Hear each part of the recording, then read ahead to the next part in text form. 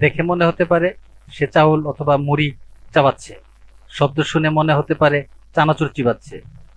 এটি চাল, মুড়ি, চানাচুর কোনোটাই নয়, চিবুচ্ছে ভাঙ্গা কাচের টুকরো। একের পর এক গুঁড়ো করে খাচ্ছে বৈদ্যুতিক বাল্ব। এর কাজ চিবুচ্ছে খুব আয়েশ করে। এক গ্লাস পানি দিয়ে গিলে ফেলছেন মুক্তার হোসেন। ভিডিও দেখে ভাবছেন বাজি ধরে সে কাজ খাচ্ছে। ৩০ বছর ধরে এভাবেই কাজ খাচ্ছেন রাজশাহীর মুক্তার হোসেন। আর এই দৃশ্য দেখতে ভিড় করছে অসংখ্য মানুষ। স্থানীয় লোকজন কেউ বলছেন এটা মুক্তারের কৌশল, আবার কেউ বলছেন অলৌকিক ক্ষমতা।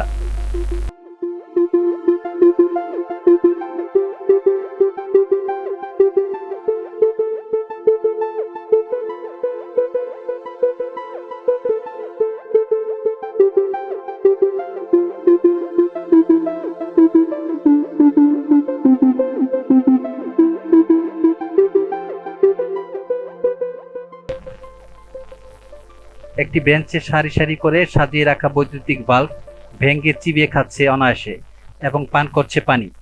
কিছুক্ষণ পরে তুলছে তৃপ্তির ঢেকুর। রাজশাহী জামালপুরের অলিগেটের সামনে মোবাইল ধারণ করছেন আশেপাশের মানুষ।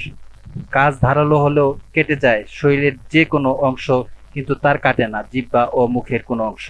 এছাড়া পেটে গিয়ে হজম হয়ে যায় অনায়াসে। নিজে খেলেও অন্যকে খেতে বারণ করেছেন তিনি।